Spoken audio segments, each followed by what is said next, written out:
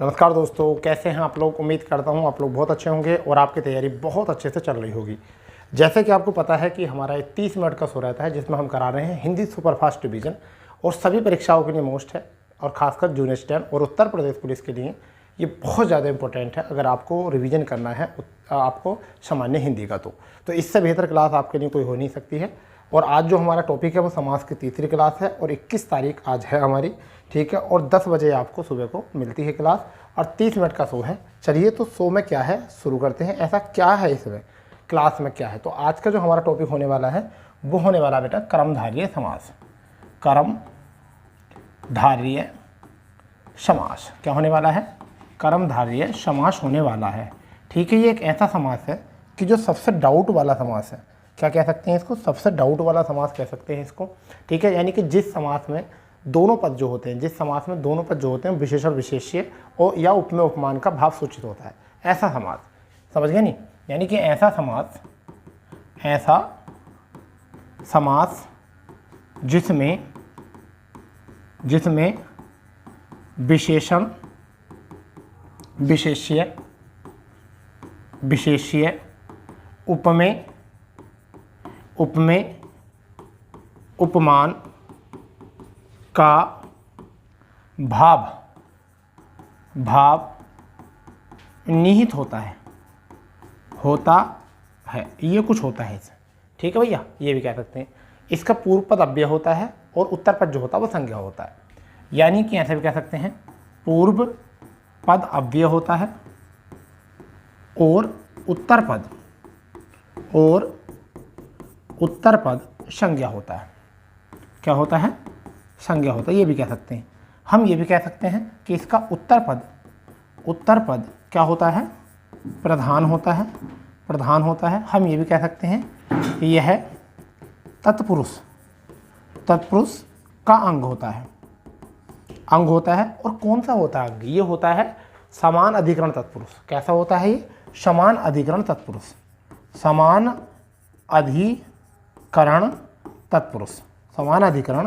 तत्पुरुष ये होता है बच्चा। तो कैसा होता है, समान अधिकरण तत्पुरुष होता है। ऐसा समास जिसमें विशेषण विशेष्य उपमेय उपमान को भाव निहित होता है, पूर्व पद अव्यय होता है और उत्तर पद संज्ञा होता है, ठीक है बच्चा। उत्तर पद प्रधान होता है और यह तत्पुरुष का अंग होता है। समान अधिकरण तत्पुरुष इसमें बोला जाता है, ठीक। इससे बेहतर और कुछ नहीं है, ठीक है। अब कैसे अव्यय होता है, कैसे संज्ञा होती है, इसको समझ लें। समझे ना, समझे इसको भी समझना। क्या होता है, जैसे मैंने कहा महापुरुष, उदाहरण के तौर पे मैं ले रहा हूँ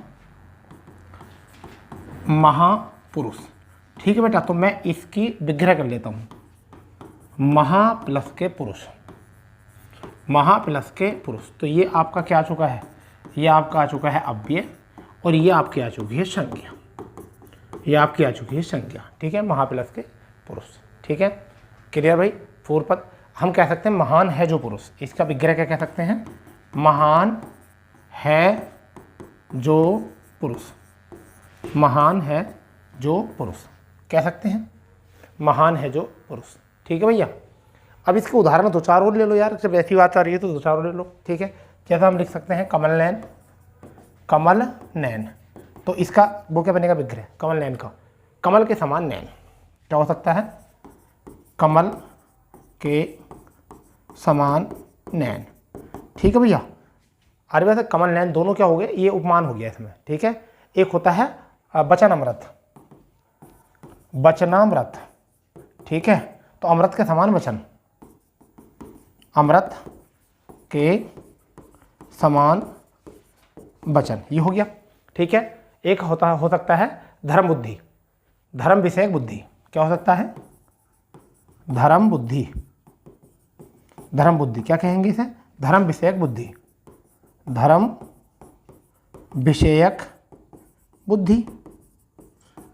बुद्धि कह सकते हैं। एक आध एग्जाम्पल लो तो मृगनैन सही है।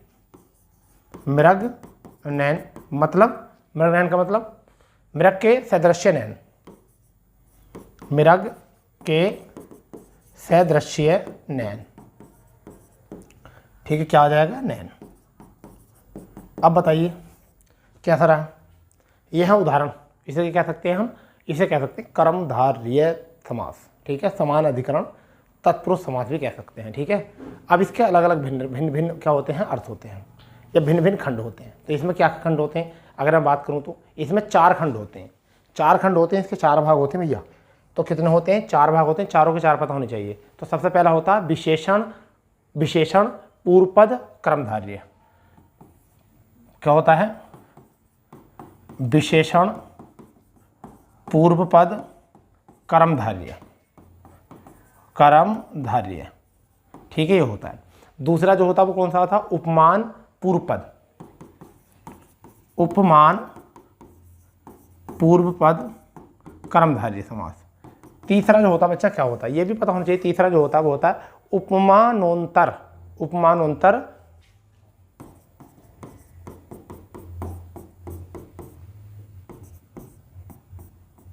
उपमानोत्तर पद क्रमधार्य, क्रमधार्य। ठीक है बेटा।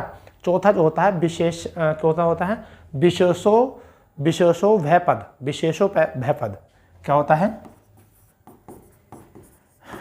विशेषो भय पद कर्मधार्य, कर्मधार्य।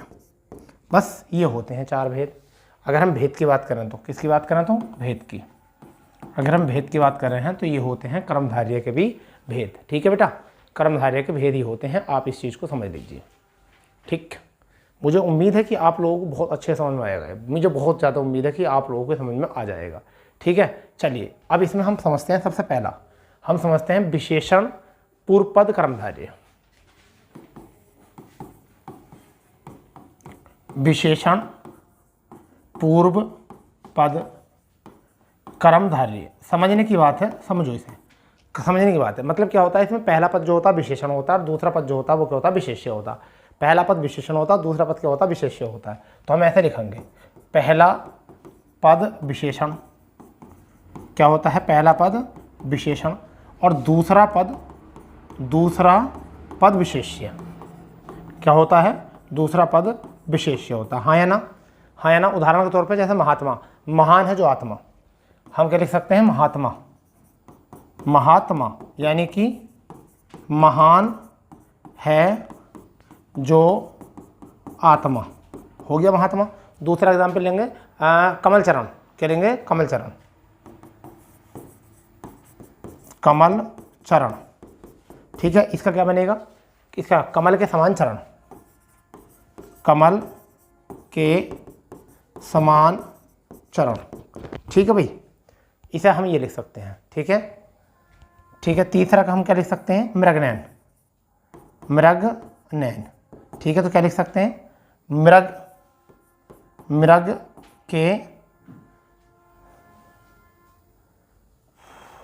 के समान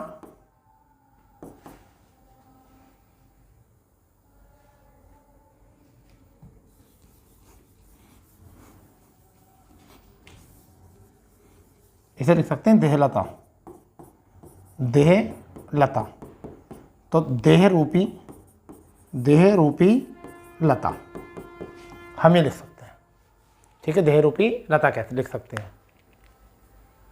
ठीक है भाई, चलिए इतना समझ लो। पहला पद जो विशेषण होता है, दूसरा पद क्या होता है, विशेष्य होता है।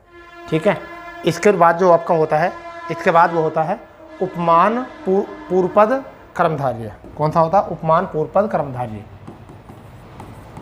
उपमान पूर्व पद कर्मधार्य, उपमान पूर्वपद कर्मधार्य होता है बेटा। इसमें क्या होता है, इसमें उपमानवाचक पद का उपमानवाचक पद के साथ समान होता है, मतलब अर्थ समान होता है। कहने का मतलब ये है, ठीक है, क्या होता है, अर्थ समान होता है, जैसे बराबर होता है। मतलब क्या होता है, उपमेय और उपमान दोनों क्या होते हैं, बराबर होते हैं, ऐसा कह सकते हैं।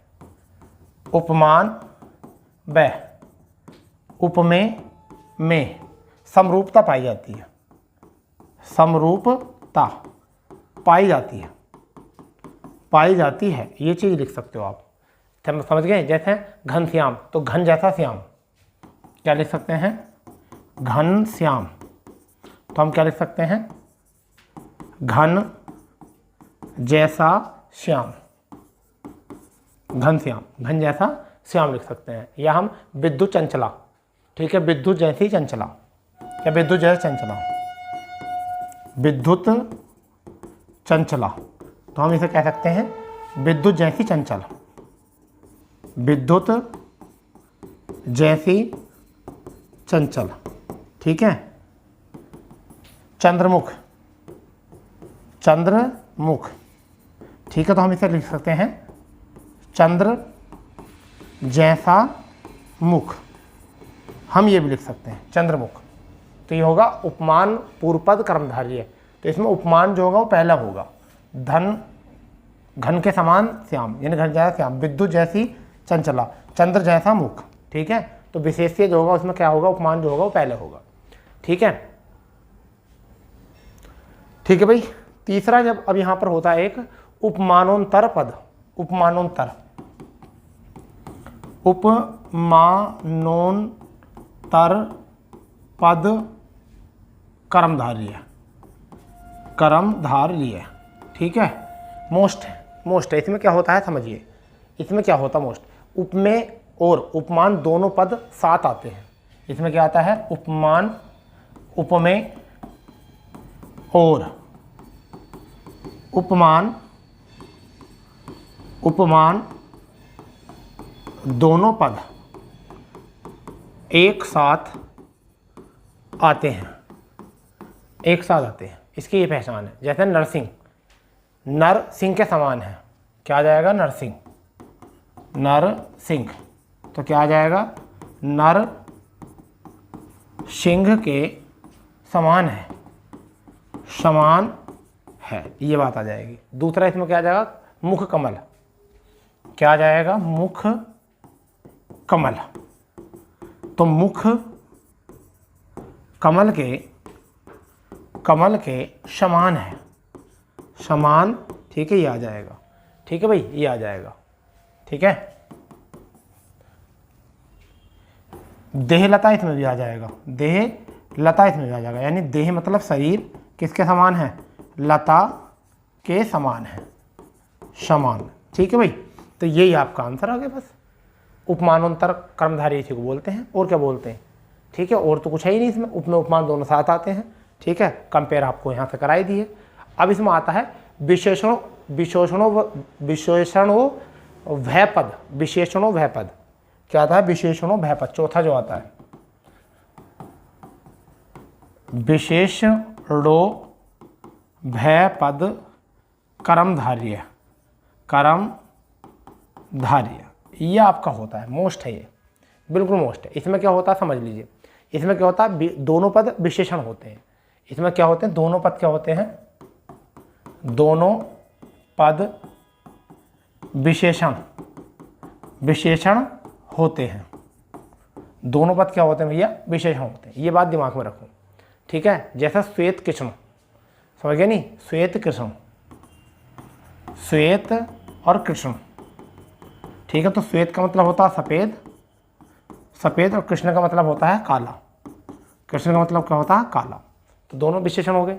एक होता है चर अचर, चर और अचर।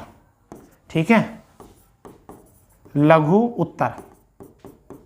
ठीक है, ये सब क्या होती हैं, सब चीज़ जो होती हैं वो क्या होती हैं आपकी, ये सब चीज़ क्या होती हैं, विशेषण उभय कर्मधारय होता है बस, और कुछ याद नहीं रखना है इसमें। कर्मधारय इतना ही आपका हो जाएगा। वैसे कर्मधारय दो प्रकार से होते हैं, तो समान अधिकरण होता है, एक व्यधिकरण होता है। ठीक है, कर्मधारय जो होते हैं, परंतु ये हम ऐसा ना लिखकर, हम ऐसा ना लिखकर फिर आगे पहुँचते हैं। ठीक है भाई, हम आगे पहुँचते हैं इसमें। ठीक है, चलिए अब, ठीक है, तो कल की क्लास में हमने पढ़ा दिया था, उपपद तत्पुरुष समास पढ़ा दिया था। ठीक है, नैन तत्पुरुष समास पढ़ा दिया, यही तो तत्पुरुष के भेद होते हैं। ठीक है, परंतु अब जो है हमारा जो चल रहा है वो है आपका विशेषण, क्योंकि कर्मधारय के जो अन्य भाग होते हैं वो कर्मधारय के साथ पढ़ाए जाते हैं।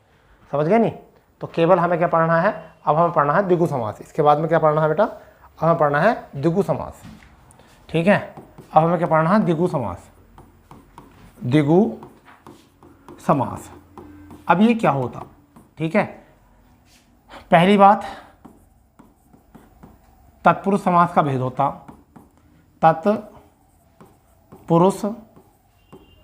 तत्पुरुष समास का भेद होता है। पहली बात तो ये, समान अधिकरण तत्पुरुष होता है, ये भी समान अधिकरण तत्पुरुष होता है। ठीक है। पूर्व पद संख्यावाचक विशेषण होता है। ठीक है, विशेषण होता है। समूह व समाहार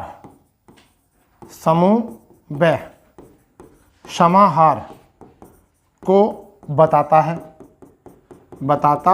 है। समझ गए नहीं? बताता है। फिर दूसरी बात, उत्तर पद प्रधान होता है। उत्तर पद प्रधान होता है। ये बात समझो, क्या होता है? उत्तर पद प्रधान होता है। तो प्यारे बच्चों, जहाँ से समझेंगे द्विगु समास क्या होता है। तो तत्पुरुष समास का भेद होता है। ठीक है। समान अधिकरण तत्पुरुष होता है, ये भी ठीक है। पूर्व पद जो होता है संख्यावाचक विशेषण होता है, ये भी बात ठीक है। समूह और समाहार को बताता है, ये भी बात ठीक है। उत्तर पद प्रधान होता है, इतनी बात याद कर लो बस। स्वाहा। और कुछ है ही नहीं, और तो कुछ है ही नहीं। बताओ इसमें और कुछ हो तो बताओ इसमें। बस इतना ही है, इतना ही करना है, और कुछ नहीं करना है। ठीक है, और कुछ नहीं करना है इसमें आपको। ठीक है भाई। और इसमें कुछ सोचना भी नहीं है, कुछ पढ़ना भी नहीं है कुछ ज़्यादा, और कुछ और काम भी नहीं करना है। ठीक है। चलिए अब इसके उदाहरण ले लेते हैं, 1-2 उदाहरण ले लेते हैं, बात बन जाएगी। या तिरुभवन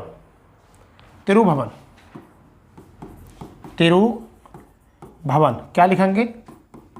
3 भवनों का समाहार हो गया। 3 भवनों का समाहार। सप्त सिंधु 7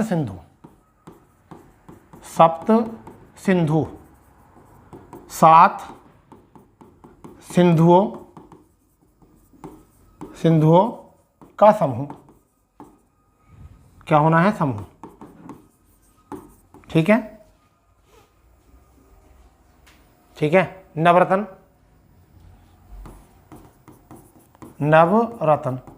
तो 9 रत्नों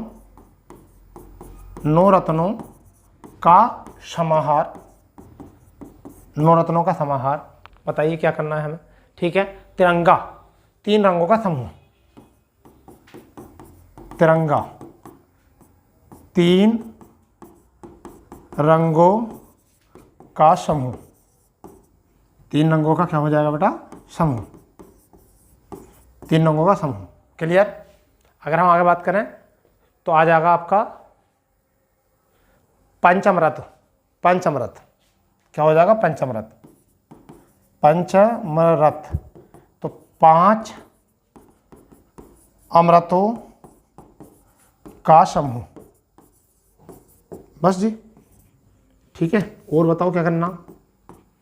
बस उदाहरण बहुत है भाई ये। ठीक है। चाहो तो 1-2 लिख लो। ठीक है। जैसे सत्सई 700 चौपाई का समूह। सत्सई 700 चौपाई का समूह। ठीक है। कुछ 1-2 लिखना चाहो तो लिख लो। लिखना चाहो तो लिख दो। या चौराहा नवरत्न अष्टाध्यायी। चौराहा नवरत्न अष्टाध्यायी। ये भी इसमें आ जाएंगे। ये भी सब इसमें आ जाएंगे भैया। ठीक है। घबराना नहीं है। तो ये सारी चीज़ें जो है मोस्ट हैं। इसे नोट कर लो अच्छे से। आप बहुत अच्छे से नोट कर लो, बहुत अच्छे से। ये सारी चीज़ें जो है मोस्ट हैं आपके लिए। एक कोई चीज़ जो है ना आपकी ऐसी है कि बिल्कुल, मतलब कहते हैं ना समुद्र मंथन करके लेकर आए हैं, वही चीज़ है। बिल्कुल समुद्र मंथन करके लाए हैं। ठीक है। अब आता है हमारा द्वंद्व समास। ठीक है। कौन सा आता है? द्वंद्व समास। ठीक। इसमें क्या होता है? दोनों पद संज्ञा होते हैं। दोनों पद विशेषण होते हैं। ठीक है भैया। दोनों शब्द क्या होते हैं? संज्ञा होते हैं। दोनों पद विशेषण भी होते हैं। ठीक है। साथ ही साथ अगर हम बात करें तो समोच्चय बोधक, इसमें समोच्चय बोधक संयोजक होते हैं। इसमें क्या होता है, समोच्चय बोधक, समोच्चय बोधक संयोजक होते हैं, संयोजक होते हैं।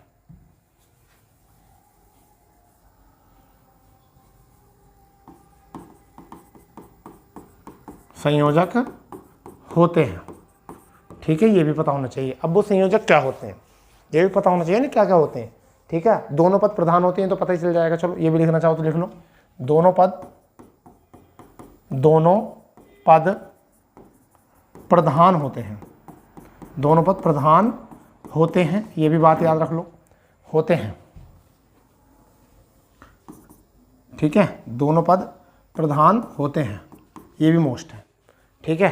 अगर हम बात करें तो इसमें और एवं तथा, और एवं तथा और अथवा, और एवं तथा क्या होते हैं, और एवं तथा या अथवा संयोजक होते हैं। क्या होते हैं, संयोजक होते हैं, ये याद रखो, ये संयोजक होते हैं, ठीक है। करो इसको अच्छे से। तो इसमें क्या क्या शब्द हो सकते हैं, जैसे अपना पराया,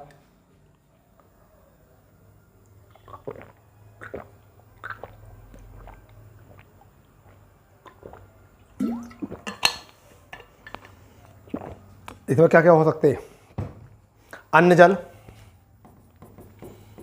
अन्न जल, अपना पराया, गौरी शंकर, गौरी शंकर, सीताराम, ठीक है, अपना पराया, गौरी शंकर, सीताराम, भाई बहन, माता पिता, माता पिता, योजक चिन्ह इसमें जरूर होता है, ये बात याद रखनी है, योजक चिन्ह इसमें बहुत होता है। राजा प्रजा, राजा प्रजा, अमीर गरीब, अमीर गरीब, ये सब इसमें ही होते हैं, ठीक है भैया, सब इसमें ही होते हैं, ठीक है। इतनी बात आपको दिमाग में रखनी है बस, और कोई बात दिमाग में नहीं रखनी है, ठीक है भैया, इसमें और कोई दिमाग में बात नहीं रखनी है, ठीक है।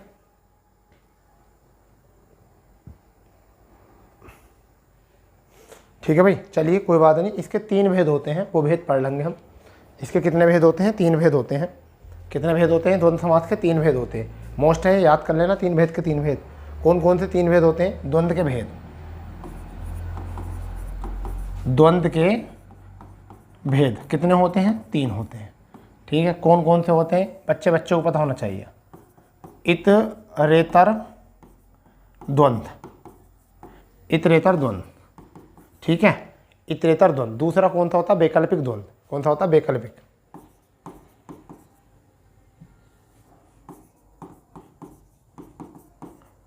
वैकल्पिक द्वंद्व, ठीक है। तीसरा जो होता है वो कौन सा होता है, तीसरा कौन सा होता है बेटा, तीसरा होता है समाहार द्वंद्व, समाहार द्वंद्व, समाहार द्वंद्व, ये होते हैं, ठीक है। इतरेतर में दोनों का अर्थ अलग अलग होता है। इसमें क्या होता है, दोनों का अर्थ अलग अलग होता है, ठीक है। वैकल्पिक द्वंद्व में क्या होता है, वैकल्पिक द्वंद्व में, वैकल्पिक द्वंद्व में जो होता है वो क्या होता है, वैकल्पिक द्वंद्व में विरोधी भाव होता है। क्या होता है, विरोधी भाव होता है। क्या होता है, विरोधी भाव, ठीक है। इसमें क्या होता है, विरोधी भाव होता है। समाहार द्वंद्व में जो होता है वो क्या होता है, समाहार द्वंद्व में वो होता है समूह की प्रधानता। किसकी होती है, समूह की प्रधानता, समूह की प्रधानता ये होती है। अब इनमें और पहचान मैं बताता हूँ, और लगा हुआ होता है, ठीक है, और लगा हुआ होता है, और मवेशियों के अर्थ में होता है, ठीक है। किसके अर्थ में होता है, जैसे इसमें कुछ अलग समूह का अर्थ होगा, मवेशियों का अर्थ होगा, हष्टपुष्ट का अर्थ होगा, कुछ भी हो, मगर क्या होगा, यहाँ पर समूह द्वंद्व होगा, ठीक है।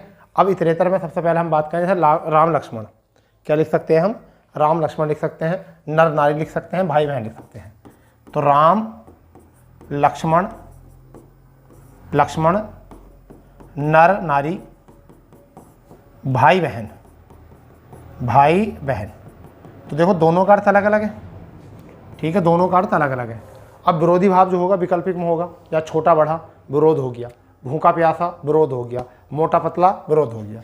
तो क्या हो गया, मोटा पतला, ठीक है, छोटा बड़ा विरोध हो गया, भूखा प्यासा, भूखा प्यासा, ये सब विरोध पैदा हो गए, ठीक है, विरोध पैदा हो गए, ठीक है। आगे बात समझ में नहीं। अगर हम बात करें इसमें गाय समूह, गाय समूह क्या हो जाएगा, गाय समूह का जो होगा मवेशी होगा, गाय के साथ क्या आ जाएगा समूह, तो गायों का भी समूह होगा, भैंसों का भी। तो हम क्या लिख सकते हैं, गाय भैंस, गाय भैंस लिख सकते हैं। मवेशियों का हो गया, ये मवेशियों को बता रहा है। अगर मैंने कहा मोटा क्या कहते हैं, ये कहते हैं आपका मोटा ताज़ा, कहते हैं यार बहुत मोटा ताज़ा हो रहा अभी, तो क्या कहते हैं, मोटा ताज़ा। इसे कहते हैं हष्ट पुष्ट, हष्ट पुष्ट, ठीक है, हष्ट पुष्ट भी बोल देते हैं इसको, मोटा ताज़ा को। कहा सुनी, कहा सुनी, कहते हैं कहा सुनी हो गई यार कुछ तुम्हारे अंदर, ठीक है। तो क्या हो गया, झगड़े का भाव पैदा होता है यहाँ पर, झगड़े का भाव यहाँ पर पैदा होता है, ठीक है। यहाँ मवेशी, ठीक है भैया, यहाँ मवेशी होते हैं। तो ये तीन होते हैं द्वंद्व आपके, क्या होते हैं, तीन द्वंद्व होते हैं। कई बार ये याद रखना है आपको, मगर पता नहीं रहता बच्चों को कि तीन द्वंद्व होते हैं। इतरेतर द्वंद्व होता है, वैकल्पिक द्वंद्व होता है, ठीक है। इसमें या लगा देते हैं, इसमें क्या लगाते हैं, या, मोटा या पतला, छोटा या बड़ा, भूखा या प्यासा।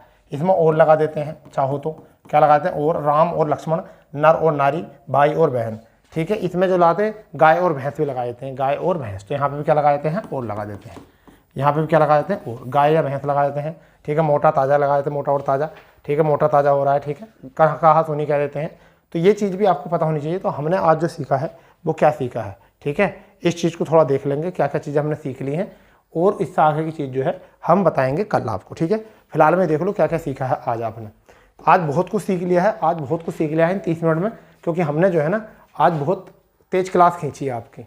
कर्मधारय से हमने शुरू की है कहानी, और कर्मधारय में देखिए क्या बात हुई हमने। ऐसा समाज जिसमें विशेषण विशेष्य और उपमेय उपमान का भाव निहित होता है, पूर्व पद अव्यय होता है, या पूर्व पद विशेषण भी होता है। क्या होता है, पूर्व पद विशेषण भी होता है, ये लिख सकते हो, ठीक है। विशेषण भी होता है, और उत्तर पद जो होता है संज्ञा होता है। उत्तर पद प्रधान होता है, यही क्या होता है, पद प्रधान होता है। यही पद क्या होता है भाई, यही पद प्रधान होता है, ये भी याद रखेंगे, यही पद क्या होता है, प्रधान होता है, ठीक है। तत्पुरुष का अंग होता है, कौन सा तत्पुरुष होता है, तत्पुरुष कौन सा होता है ये पता होना चाहिए आपको, कौन सा होता है, समानाधिकरण, ठीक है। एक होता है व्याधिकरण, व्याधिकरण कल करा दिया था मैंने तत्पुरुष का। उसमें क्या होता है, तत्पुरुष के व्याधिकरण में कार्य के समास होते हैं, जितने भी होते हैं, मतलब 6 कार्य के समास होते हैं। उसके बाद में उपपद तत्पुरुष होता है, नयन तत्पुरुष होता है, लुप्त पद तत्पुरुष होता है, सारे उसमें होते हैं। अलूप तत्पुरुष होता है, तो उसमें वो सारी चीज़ें होती हैं, वो कौन सी होती हैं, व्याधिकरण समास होता है।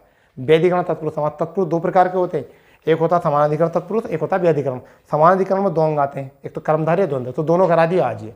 तो अभी क्या बचा है, अब आपका बचा है बहुब्रीहि समास। बहुब्रीहि समास कराने के बाद में हम समास की जो है एक मिक्स क्लास लेंगे कि कैसे कैसे कौन कौन से क्या क्या होते हैं इसमें, समझ गए। तो वो भी जरूर होनी चाहिए। चलिए इसके आगे हमने क्या सीखा, इसके बाद में हमने इसके एग्जाम्पल सीखे, ठीक है। एग्जाम्पल के बाद में हमने क्या सीखा, इसमें हमने देखा हाँ भेद, विशेषण पूर्व पद कर्मधारय, उपमान पूर्व पद कर्मधारय, उपमानोत्तर पद जो है आपका कर्मधारय, विशेषण उभय पद आपका कर्मधारय। एक एक करके हमने इसको पढ़ा, एक करके हमने इसे पढ़ा। विशेष पद में क्या होता है, पहला पद विशेष होता है, दूसरा विशेष्य होता है, महान विशेषण होता है, और आत्मा जो होती है विशेष्य होती है, ठीक है। इसके बाद में हमने जो सीखा वो सीखा उपमा उपमान पद। तो पहला होता है उपमान और बाद में होता है उपमेय, ठीक है। तो उपमान होता है ये, ठीक है, और ये विद्युत और ये चंद्र। और उपमेय क्या हो गया आपका, उपमेय, उपमेय हो गया, ठीक है। ये क्या हो गया, उपमेय, ठीक है। दूसरा पद जो हो गया वो क्या हो गया, उपमेय।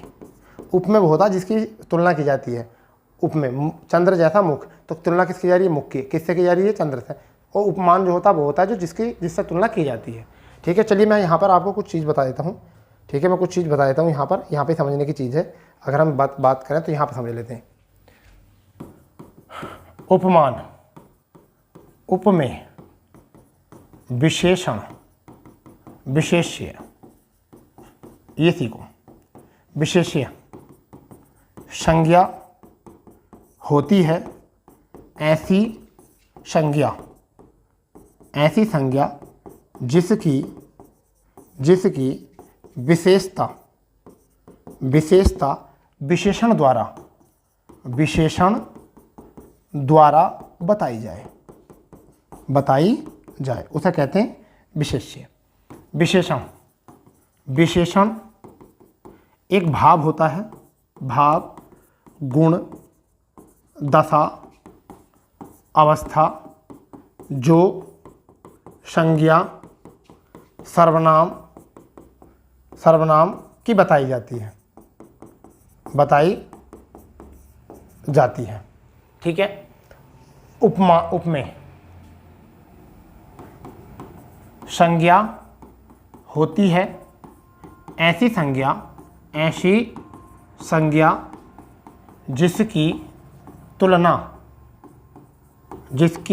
तुलना किसी अन्य संज्ञा से की जाए। ठीक है। अरे बात समझ। उपमान संज्ञा होती है जिस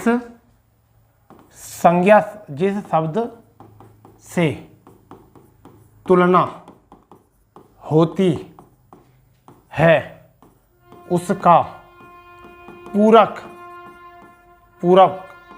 शब्द उपमान होता